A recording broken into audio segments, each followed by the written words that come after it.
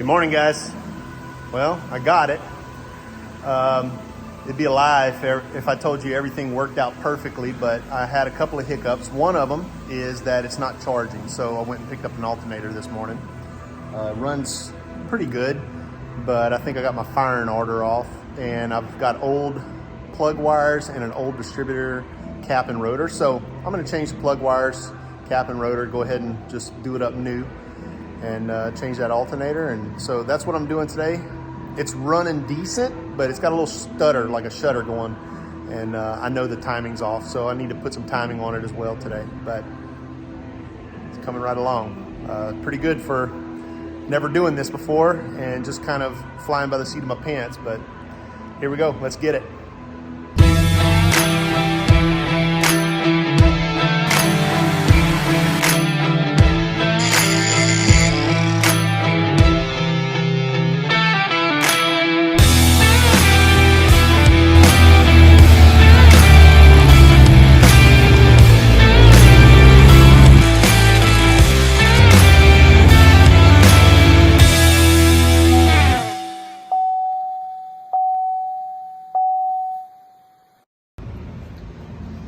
Was doing some checking and I realized that there was a black wire coming off of the back of that alternator, so it was hooked to ground and it was smoking my alternators. Didn't realize it, but just noticed. Talked to John Brown in Alberta, and he said check your grounds and check that you have 12 volts and check that this green plug, the black and white wire, has 12 volts to it. And then I showed him this wire and he said, that's supposed to be going to the back of your alternator. Got Kevin. Yeah, you got to turn the key on. So this is the first start. Ready? Yeah. Hold up. It might need some timing. Try it now. All right.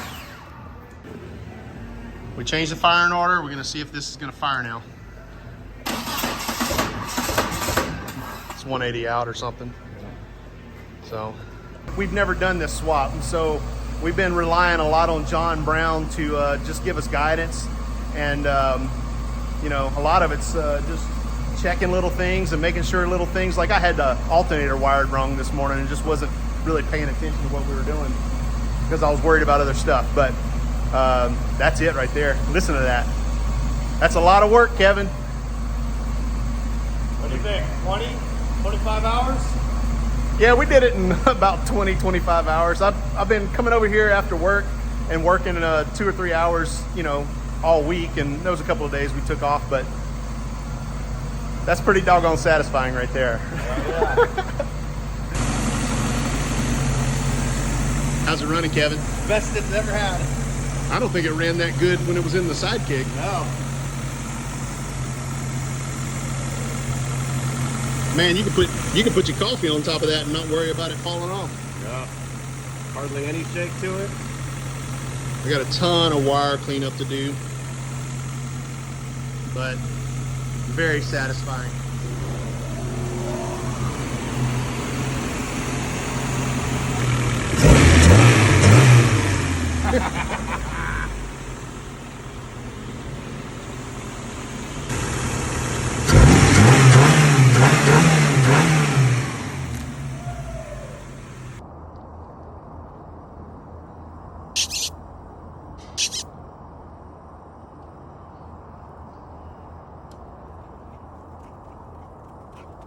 Buddy.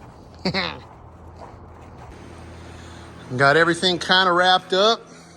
I've got the tires on. Checked all my bolts. Got to tighten up these battery posts. Everything's kind of pulled out of the way so we don't mess up any wiring. It's all kind of temporary until I can go in and cut out the old harness and whatever I don't need. Got a brand new alternator that's hooked up right after smoking a couple alternators. Pretty excited about this, so it cranks right up. I'm about to pull it out of this shop and give her the old college try. Hi, Ronan. right, me and Sean are about to take a rip in it. Go for a rip, are you, bud? It's way different, dude. It's totally not the same as it was.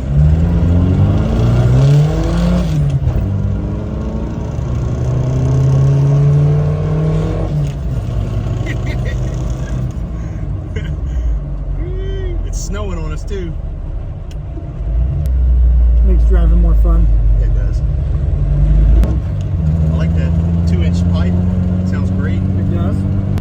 Well, I guess if a leaky water pump is the worst thing that happens, That's not so bad. that's not so bad.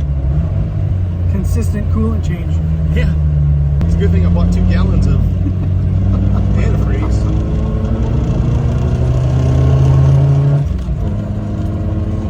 Yeah.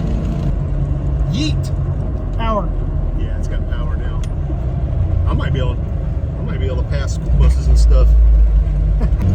So I need to do some fine tuning on the timing because it just tried to die on me whenever I let off just now. Huh? But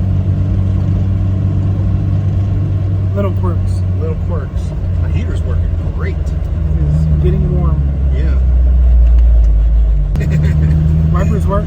Yeah, wipers work. I need to hook up my tack. Yeah, buddy. Sweet. Yeet. Very satisfied. If you're considering doing the 1.6 liter 16 valve swap, highly recommend it. Looks like I'm pulling the timing cover back off though. It looks like my water pump's leaking and it's a brand new water pump. It sucks. Well, you know that sound. Draining antifreeze. Leaky water pump. It's a brand new water pump and not a reman. So I'm draining the antifreeze. I'm gonna pull that radiator. What sucks is I got the timing and everything all good, and now I'm starting over. So not the end of the world. I'll pull that water pump off, but I got to retime it and everything. Just sucks. So it is what it is. If it was easy, everybody would do it.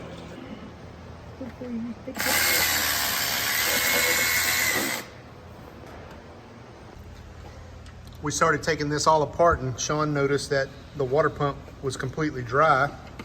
So he said, take a look at your reservoir. And guess what? It was my reservoir. Woo. All right, well, we just wasted a little bit of antifreeze, and while we were in there, whenever I was resealing this engine, I didn't do the front crank seal, and so I had it. It was here, so we went ahead and did it while we had it out. Did front crank seal and retimed it. So we're putting it back together, about to see if it'll crank back up. Got it running again.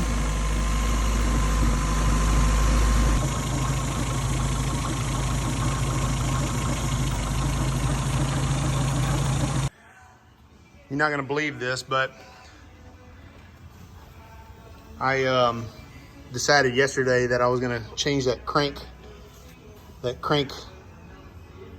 seal right there, and a few things happened. We thought that we had a leak on the water pump. It's a brand new water pump, and we started taking the timing cover off, and we realized that the water pump was completely dry, and found out that the reservoir was actually leaking. So we had taken the timing belt off, and I just decided, you know what? I forgot to do this crank seal, so I'm gonna go ahead and do it right now. And went ahead and did it, and it didn't seat, and I didn't put any RTV or anything on the front of it. And I drove about 5 or 6 miles, dumped about a quart of oil, and there's oil all inside here. It's just pouring oil out of this. So I'm doing it right. I got it all cleaned up. I've got a bunch of brake parts cleaner and washed everything down and got all the oil off of it, trying to keep it as dry as possible. And sometimes it's the simplest little things that kind of mess you up, but I'm paying a whole lot of attention to detail right now, trying to get it right. So we're gonna do it right, and I'm gonna put a little bit of some sealant on that seal whenever I put it in, and hope for the best. So I don't want another oil leak like that. That was bad. If you ever need to do a crank seal, what I did was I put that crank seal on and I pushed it in with this bolt, the crank bolt, in a 32 millimeter socket, and I put it in to where it was about, you know, 1/8 of an inch of that seal was still sticking out, and then I slathered a little bit of black RTV on it, and then I drove it in. There's a oil galley hole back here. It's maybe a drain or something like that. I didn't want to fill that up, so I didn't slather the seal with a bunch of black RTV. But I drove that sucker in, and I'm gonna pull this off here. I'm gonna let it dry, and hopefully that works. Hopefully you can see that. I just put a little bit of black RTV on the sealing surface, on the outside sealing surface, not the surface that's touching the crank itself. And I used that 32 millimeter socket, and I used the crank bolt to suck it down and keep that seal in place long enough for that black RTV on the outside to kind of tack up and seal up. Whenever I pulled this bolt off and pulled this socket off, or sprocket off, that seal was kind of pushed out this way, and you could tell it wasn't sealing. So that was the problem. It was leaking real bad. So we got it now. Got it all back together. Got it sealed up. So fab rats say we do it nice because we do it twice. Did this one 3 times. So got it all back together. Hey guys, I didn't really know how to end this video because, well, I've been having some trouble. The engine runs great. That 1.6 liter 16 valve has lots of power, and it works really great, starts right up, and everything's awesome, except I keep having coolant leaks, and I'm blowing like coolant hoses. The last one that blew off was the one that goes to the heater core, and I lose all of my coolant, and so I don't make it 1.5 miles from my house or wherever, and I just dump coolant, and I've done it about 5 times now. Initially I thought I just didn't tighten hoses correctly, and then I thought maybe it was a radiator, so I put a new radiator in it, and I haven't changed the thermostat yet, but it's building pressure in the engine to the point where it's just blowing coolant out. So we're worried it's got a bad head gasket, but the thing runs awesome. And, you know, we're gonna go do some testing this week. I just haven't had time to mess with it this weekend. I've got a bunch of stuff going on at the house, but I just didn't want to end this video with y'all thinking that everything's perfect. I've got some bugs to work out. We've already started Kevin's swap, where we put the engine in last night, and everything's not bolted up yet, but the engine's sitting in the engine compartment of his Samurai. So we're doing the swap on his. So I'm going to end this video here. I'm going to do an update this week. I'll figure out whatever the heck's going on, but sorry for the way that this video is ending.